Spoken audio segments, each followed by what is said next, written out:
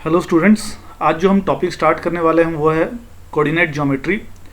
और class ninth में coordinate geometry थोड़ा सा हमने किया था। उसमें हमने देखा था पॉइंट्स कैसे प्लॉट करते हैं, और एक्स कोऑर्डिनेट को एब्सिसा बोलते हैं, वाई कोऑर्डिनेट को ऑर्डिनेट बोलते हैं। हर पॉइंट के दो नंबर्स होते हैं।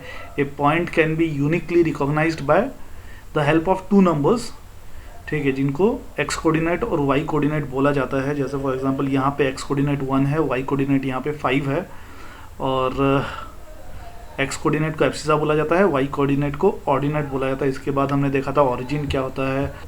अभी जो कोऑर्डिनेट ज्योमेट्री हम लोग आगे पढ़ेंगे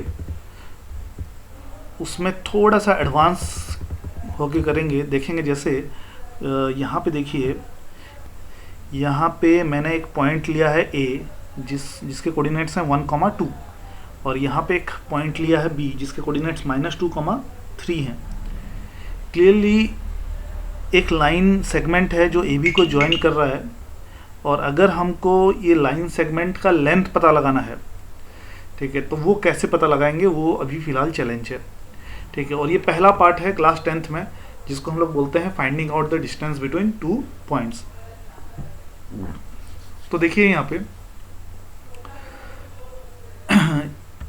ये डिस्टेंस निकालने के लिए मैं पहले एक राइट एंगल ट्रायंगल कंप्लीट करूंगा जिसका ये हाइपोटेन्यूज बनेगा। जैसे मैं यहाँ पे ले लेता हूँ एक पॉइंट सी,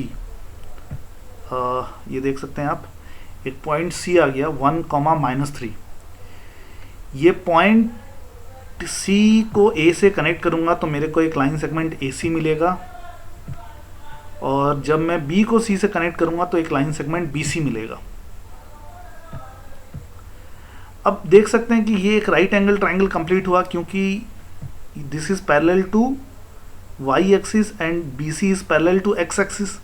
तो इसलिए ये दोनों के बीच में एंगल कितना होगा, बी सी और ए सी के बीच में एंगल होगा 90 डिग्री। तो ये राइट एंगल ट्रायंगल कंप्लीट हुआ, और राइट एंगल ट्रायंगल का जो हाइपोटेन्यूज है वो है ए बी। तो अगर हमको ए बी निकालना है तो हम बी सी और ए सी की मदद से निकाल सकते हैं ए बी, ठीक है। ये सिचुएशन देखो, अभी तक मैंने कोई फॉर्मूला यूज़ नहीं किया है, हम कॉमन सेंस यूज़ कर रहे हैं कि अगर इस तरह की सिचुएशन हो तो हम इस तरह से, जैसे मैं कर रहा हूँ अभी, ऐसे हम लोग ऐसा एक लाइन खींच दिए, इधर से एक लाइन खींच दिए, और फिर ए बी की लेंथ निकालेंगे। तो इसमें देखो क्या हो रहा है, ए सी को देखो आप, ए सी को अगर आप देखो तो ए सी इज़, अगर आप काउंट करो तो 1 2 3 4 5, तो ए सी का वैल्यू कितना मिल रहा है आपको, 5 मिल रहा है। BC का वैल्यू देखो कितना होगा, BC का वैल्यू आपको 1 2 3, BC का वैल्यू 3 मिलेगा। तो आप बोल सकते हैं कि AC का वैल्यू 5 होगा, BC का वैल्यू 3 होगा। तो उस हिसाब से AB जो है, आप पाइथागोरस थ्योरम लगा दोगे तो AB आपका निकल जाएगा, जो √5² + 3² होगा। तो मैं एक्सपेक्ट कर रहा हूँ कि सबको पाइथागोरस थ्योरम आता होगा। अगर ये AC है ना, AC ये -3 और 2, यहाँ पे क्लियरली आप देखो, ये -3 और 2 के बीच में जो डिफरेंस होता है वो 5 होता है, और AC की लेंथ भी 5 है। तो इसलिए हम लोग बोलते हैं कि the AC is the difference between the y coordinates.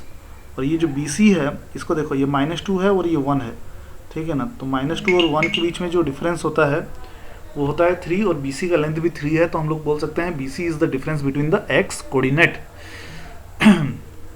तो एक बार हमको difference between the y coordinate निकालना है, एक बार difference between the x coordinate निकालना है, और उसकी मदद से फिर हमारा ए बी का वैल्यू मिल जाएगा बाय यूजिंग पाइथागोरस थ्योरम। तो ये तो कुछ बातें हो गई कि मैं आपको यहाँ पे दिखाया कि किस तरह से पाइथागोरस थ्योरम हेल्प करता है एक लाइन का लेंथ निकालने के लिए, ठीक है। अब देख लेते हैं थोड़ा सा इस चीज़ को। तो मैंने क्या क्या आपको बताया, मैंने बताया कि ए बी का जो लेंथ निकलेगा वो ए सी और बी सी की मदद से निकलेगा, इसलिए मैंने यहाँ पे लिखा है AB² = BC² + AC²। यही पाइथागोरस थ्योरम है। तो ए बी क्या हो जाएगा, √BC² + AC², ठीक है ना। और ए बी क्या है, ए बी डिस्टेंस जो हमको निकालना है। BC क्या है, BC is the difference between the x coordinates, ये मैंने बताया था। BC is the difference between the x coordinates. ये -2 और 1 के बीच में जो डिफरेंस होता है, कितना का डिफरेंस आएगा, -2 और 1 के बीच में 3 का डिफरेंस आएगा, वही है BC। और AC क्या है, difference between the y coordinates. अब difference between the y coordinates आप चेक कर लो, ये -3 है और ये 2 है, कितना का डिफरेंस आएगा, 5 का डिफरेंस आएगा, ठीक है ना। तो that is 5, AC is equal to 5। तो AC is the difference between the y coordinates, ठीक है ना। तो BC तो फाइनली जो फॉर्मूला बन रहा है वो कुछ इस तरह से बन रहा है distance between the two points x1 कमा y1 एंड x2 कमा y2। अब मैंने यहाँ पे जनरलाइज किया है ना कि x1 पहला जो पॉइंट है उसके x के वैल्यू को मैंने x1 लिखा और y की वैल्यू को y1 लिखा। दूसरा जो पॉइंट है उसके x के वैल्यू को x2 लिखा और y की वैल्यू को y2 लिखा, ठीक है ना, और जनरलाइज किया। मैंने पहले क्या किया, मैंने पहले लिया डिफरेंस ऑफ x कोऑर्डिनेट्स का square plus difference of y coordinates का स्क्वायर रूट। देखो यहाँ पे भी तो वही चीज़ हो रहा है। BC क्या है, डिफरेंस ऑफ x कोऑर्डिनेट्स का square plus difference of y coordinates का स्क्वायर रूट। तो ये चीज़ हो रही है, ठीक है ना। इस क्वेश्चन में क्या था, इस क्वेश्चन में अगर आप देखो तो x1 1 है, मतलब डिफरेंस ऑफ x कोऑर्डिनेट 1 है, सॉरी x1 1 है, मतलब पहला पॉइंट का जो फर्स्ट वैल्यू है, मतलब x का वैल्यू है वो है 1। फिर y1 का वैल्यू 2 है, तो यहाँ पे देख सकते हो कि ये y1 का वैल्यू 2 है। यहाँ पे x2 की वैल्यू कितनी आएगी, -2, यहाँ पे लिखा है मैंने x2 की वैल्यू -2, ठीक है ना। और y2 की वैल्यू -3, यहाँ पे देखो आप y2 की वैल्यू -3, ठीक है ना। ये नंबर, अब इन वैल्यूज़ को आप इसमें अगर पुट कर दोगे, देखते हैं पुट करके देखते हैं, सॉल्व करेंगे, देखते हैं आंसर आ रहा है कि नहीं आ रहा है। तो देखिए आप यहाँ पे, ये मेरा मैथ टाइपिंग सॉफ्टवेयर है, डी x1 - x2 का स्क्वायर प्लस y1 - y2 का स्क्वायर। x1 की जगह में मैं क्या लिखूंगा, मैं पहले तो स्क्वायर रूट लिख दे रहा हूँ, स्क्वायर रूट x1 की जगह में लिखूंगा 1 माइनस x2 की जगह में -2, ठीक है ना, -2। अभी जरूरी नहीं है कि मेरे को ऐसे ही करना है, आप ऐसा भी कर सकते हो। देखो यहाँ पे x1 - x2 है, आप 1 माइनस -2 करना चाहते हो, अगर आप कंफर्टेबल नहीं हो तो आप -2 - 1 भी कर सकते हो, मतलब x2 - x1 भी कर सकते हो। मैं वो चीज़ करूँगा, मैं -2 - 1 करूँगा, जैसा मैं चाहूँ, ठीक है। वो छूट है आपको, आप चाहो तो x1 - x2 करो, चाहो तो आप x2 - x1 करो, ठीक है ना। ये फ्रीडम है आपको, आंसर चेंज नहीं होता क्योंकि स्क्वायर हो जा रहा है, तो उससे फिर क्या होता है कि माइनस करो या प्लस करो फर्क नहीं पड़ता, उसको उल्टा कर देने से भी आंसर सेम ही आता है। y1 - y2 को आप चाहो तो y1 - y2 भी कर सकते हो, चाहो तो y2 - y1 भी कर सकते हो। तो मेरे को जो यहाँ पे अच्छा लग रहा है, मुझे -3 - 2 लिखने में ठीक लग रहा है, मैं इस तरह से लिखूँगा इसको, ठीक है ना। फिर अगला d = स्क्वायर रूट ऑफ -2 - 1 का मतलब होता है -3 का स्क्वायर क्या होगा, एक बार मैं लिख ही दे रहा हूँ, प्लस -5 का स्क्वायर इंटर। यही चीज़ मैं बता रहा था कि उल्टा करने से फ़र्क नहीं पड़ेगा, क्योंकि अभी स्क्वायर होगा तो पॉजिटिव ही हो जाएगा, वो 9 + 25, ठीक है। और फिर d = square root of 34, this is the answer. तो आपका ये क्या आया, स्क्वायर रूट ऑफ 34 आया। अच्छा, स्क्वायर रूट ऑफ 34 का जो वैल्यू होता है वो अप्रोक्सीमेटली अगर आप देखो, चेक करो, तो इट विल बी 5.83, ठीक है। मैं ये नहीं बोल रहा हूँ कि आपको ये याद रखना है या इसी तरीके से एग्जाम में लिखना है। अगर कहीं पे आपको ये इस तरह के क्वेश्चंस कर रहे हो तो स्क्वायर रूट ऑफ 34 आया, आप square root of 34 as it is छोड़ दो, ठीक है ना। तो 5.83 आया। आप यहाँ पे क्लियरली देख सकते हो AC का जो लेंथ दिया है वो 5 दिया है, यहाँ पे हमने देखा था BC, और BC का जो लेंथ दिया है वो 3 दिया है, और आप देख सकते हो जो AB का लेंथ है वो 5.83 है, जो कि यहाँ पे अपना निकला था। तो इस तरीके से हम लोग सॉल्व करते हैं, डिस्टेंस निकाल सकते हैं बिटवीन एनी 2 पॉइंट्स। ये एक स्पेशल केस है, distance of any point x1, y1 from origin में देखो, ओरिजिन के जो वैल्यू, पॉइंट्स के जो वैल्यूज होते हैं वो 0,0 होते हैं ओरिजिन में, ठीक है ना। तो आप x2 की जगह 0 डालोगे और y2 की जगह अगर 0 डालोगे तो यही फॉर्मूला जो है ऐसा बन जाएगा, क्योंकि x2 भी 0 है तो ये x1 का स्क्वायर हो जाएगा, और y2 भी 0 है तो ये y1 का स्क्वायर बन जाएगा, ठीक है। तो ये एक स्पेशल केस है कि जब हमको ओरिजिन से निकालना रहता है किसी भी पॉइंट का डिस्टेंस, ठीक है, तो हम लोग simply x1 square plus y1 square कर सकते हैं, डेट्स इट।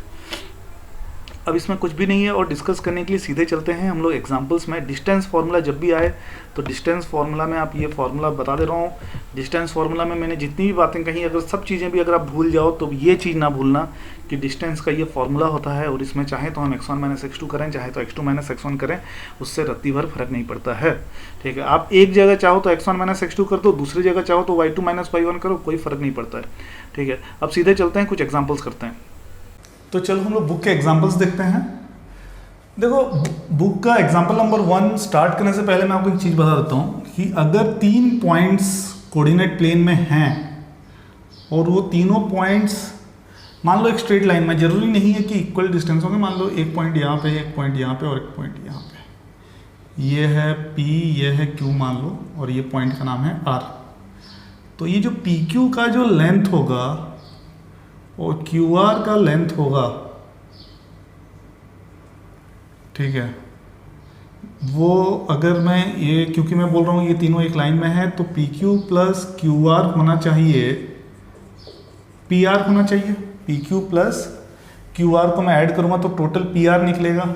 तो ये कंडीशन है कि सबसे बड़ा वाला जो है, ठीक है, that is equal to the sum of the other two sides. जब ऐसी सिचुएशन होती है तो द 3 पॉइंट्स आर, तब ऐसा बोला जाता है the 3 points are collinear. Class 9th में भी ये वर्ड हम लोग देखे थे, कोलिनियर। कोलिनियर मतलब तीनों पॉइंट्स एक स्ट्रेट लाइन पे एग्जिस्ट करते हैं, और जो 3 पॉइंट्स कोलिनियर नहीं होते दे फॉर्म ए ट्रायंगल। ठीक है, if 3 points are not collinear, ये लिखते जाओ आप, देन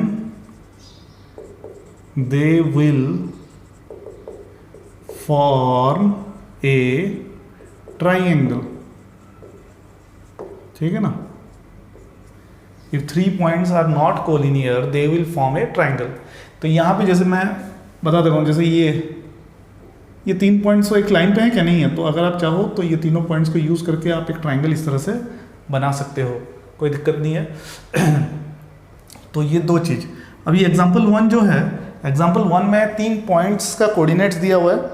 ठीक है, कोऑर्डिनेट्स जो हैं मैं लिख दे रहा हूँ। एग्जाम्पल 1, एक पॉइंट है 3,2, एक पॉइंट है -2, -3, और एक पॉइंट है 2,3। ठीक है, और ये तीनों पॉइंट्स जो हैं, क्या ये ट्रायंगल फॉर्म करेंगे, पूछ रहा है, क्या ये ट्रायंगल फॉर्म करेंगे। इसका मतलब इनडायरेक्टली हमको ये चेक करना है क्या ये इस कंडीशन को फुलफिल नहीं करेंगे। ठीक है, और फिर ये पूछ रहा है अगर ट्रायंगल फॉर्म करेंगे तो कौन सा ट्रायंगल फॉर्म करेंगे। तो मैं मान लेता हूँ कि ये पॉइंट मेरा P है, ये पॉइंट मेरा Q है, और ये वाला पॉइंट R है। ठीक है, तो मुझे क्या करना पड़ेगा, PQ निकालना पड़ेगा पहले। PQ का लेंथ कितना होगा, PQ का लेंथ निकालने के लिए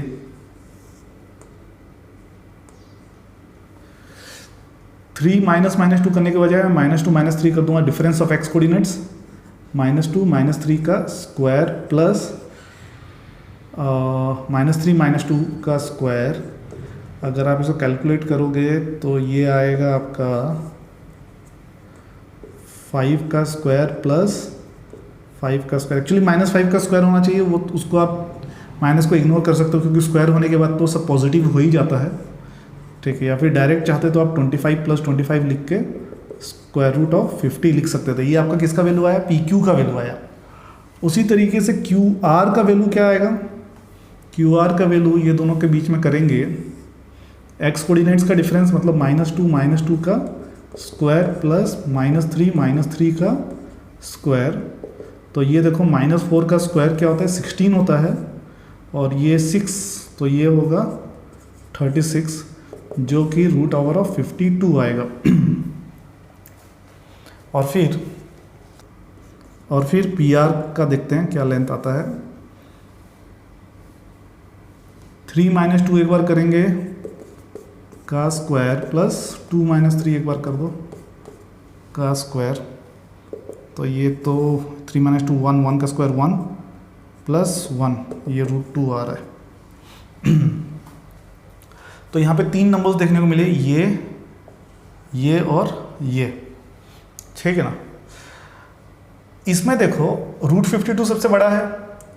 ठीक है, अभी अगर आप बुक को देखोगे तो बुक में इसके वैल्यूज लिख दिए हैं, प्रॉपर वैल्यूज √50 का दिया हुआ है, √52 का दिया हुआ है, √2 का दिया है, और मुझे पता है कि आप ये वैल्यूज याद नहीं रख सकते, ना ही मैं आपको याद करने के लिए बोल रहा हूँ, लेकिन थोड़ा सा आप दिमाग लगाओ। इसमें क्या है, इसका जो वैल्यू है ये 7 से बड़ा होगा हल्का सा, ठीक है ना, और ये जो है ये 1.4 होता है, ये तो वैल्यू आपको पता होना ही चाहिए। आपको ये जो वैल्यू है ये हल्का सा 7 से ज़्यादा होगा, क्योंकि रूट 49 7 होता है, और ये भी 7 से हल्का सा ज़्यादा होगा। तो आप बोल सकते हो कि ये और ये मिला के 8 से ज़्यादा होगा, लेकिन ये तो सिर्फ 7 से ज़्यादा है। इसलिए फिर से बोल रहा हूँ, इसका वैल्यू जो है 7 से ज़्यादा होगा, इसका वैल्यू 1 से ज़्यादा हुआ, तो ये दोनों मिला के कितना होगा, पी क्यू और पी आर मिला के तुम्हारा हो जाएगा 8 से ज़्यादा।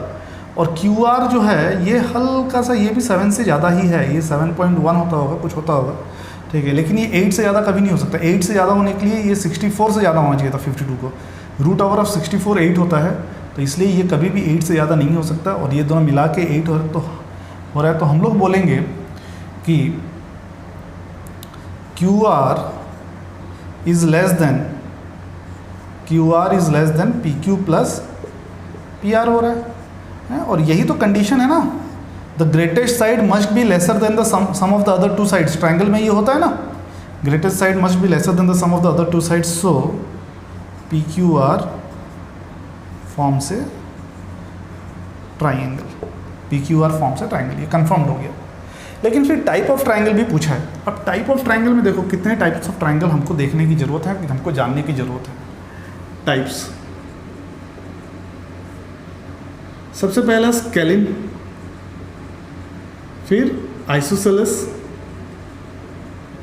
और फिर इक्विलैटरल, और इसके अलावा एक राइट। ये 4 प्रकार का ट्राइंगल आपको जानने की ज़रूरत है, कब कौन सा होता है। स्केलिंग, जब ये तीनों नंबर्स डिफरेंट हों तब बोला जाता है स्केलिन, और इस केस में क्या हो रहा है, स्केलिन ही हो रहा है। आइसोसेलेस, जब ये तीनों नंबर से कोई भी 2 नंबर सेम हो और तीसरा नंबर अलग होता है तब कौन सा होता है, आइसोसेलेस होता है। और इक्विलैटरल होने के लिए क्या होना चाहिए, तीनों नंबर्स आपस में सेम होना चाहिए इक्विलैटरल होने के लिए। राइट एंगल ट्राइंगल होने के लिए क्या होना चाहिए, राइट एंगल ट्राइंगल होने के लिए होना चाहिए कि जो सबसे बड़ा है, जैसे यहाँ पे सबसे बड़ा कौन है, क्यू आर है मान लो, तो सबसे बड़ा का स्क्वायर इज इक्वल टू छोटे दोनों का स्क्वायर के सम के बराबर। ये कौन सा, ये पाइथागोरस थ्योरम है, आपका क्लास चैप्टर नंबर 6 में पाइथागोरस थ्योरम पढ़े हो, वही है Pythagoras theorem. Pythagoras theorem fulfil अगर होता है तो हम लोग बोलते हैं कि हाँ ये क्या होगा, ये एक राइट ट्राइंगल होगा। जो ट्राइंगल इक्विलैटरल है वो कभी भी इन तीनों में से कुछ नहीं हो सकता। इक्विलैटरल मतलब इक्विलैटरल, वो और कुछ नहीं होने की जरूरत है उसको। लेकिन जो ट्राइंगल स्केलिन या आइसोसेलेस है वो राइट ट्राइंगल भी हो सकती है। इसलिए स्केलिन या आइसोसेलेस के लिए चेक करने के बाद एक बार आपको राइट ट्राइंगल के लिए भी चेक करना पड़ेगा। जब भी इस तरह के क्वेश्चंस आएँ तो आपको लेंथ्स निकालने के बाद एक बार जरूर चेक करना पड़ेगा कि राइट ट्राइंगल हो रहा है या नहीं हो रहा है। जैसे इस केस में अगर आप क्यू आर का स्क्वायर देखो, क्यू आर का स्क्वायर क्या होगा, 52 हो रहा है। और अगर आप पी क्यू का स्क्वायर देखो तो ये कितना हो रहा है, 50 हो रहा है। और अगर आप पी आर का स्क्वायर देखोगे तो ये कितना हो रहा है, 2 हो रहा है। तो क्लियरली हम बोल सकते हैं कि ये कंडीशन फुलफिल हो रहा है, Q R square 52 is equal to 50 plus 2। तो ये स्केलिन तो था ही पहले, अब राइट भी हो गया। तो हम लोग बोल सकते हैं कि this is a right scalene triangle, this is a right scalene triangle. ठीक है ना, होपफुली दिस इज क्लियर, इसमें ज़्यादा कुछ नहीं है। तो जो बातें हम लोग अभी तक देखे वो ये देखे कि ट्राइंगल बनने के लिए the greatest side must be lesser than the sum of the other two sides, और कोलिनियर होने के लिए मतलब ऑन द सेम लाइन होने के लिए the greatest length must be equal to the sum of the other two sides. Example 2 अभी नहीं करेंगे, एग्जाम्पल 2 के लिए मैं अगले वीडियो में मैं डिटेल में समझाऊंगा सब टाइप्स ऑफ क्वाड्रिलेटरल्स और कब कौन सा क्वाड्रिलेटरल होता है, किस केस में ये जो क्वाड्रिलेटरल्स होते हैं 5 क्वाड्रिलेटरल्स, उसमें कौन से केस में कौन सा क्वाड्रिलेटरल होगा, वो चीज़ें मैं अगले वीडियो में बता दूंगा। एग्जाम्पल 2 को अभी आप छोड़ सकते हो, एग्जाम्पल 3 में आ जाओ। और एग्जाम्पल 3 में ये बेसिकली पूछ रहा है, figure 7.6 shows the arrangements of desks in a classroom. Ashima, Bharti and Kamala are seated at 3,1, 6,4 and 8,6 respectively. Do you think they are seated in line? तो A जो है आशिमा फॉर A 3,1 पे है, भारती B से है 6,4 और कैमिला C 8,6 पे है। तीनों क्या सेम लाइन पे हैं? सेम लाइन मतलब पूछ रहा है क्या ये तीनों पॉइंट्स कोलिनियर हैं। Give reasons for your answer, जैसे बताया था अभी एग्जैक्टली वैसे ही चलो करते हैं इसको।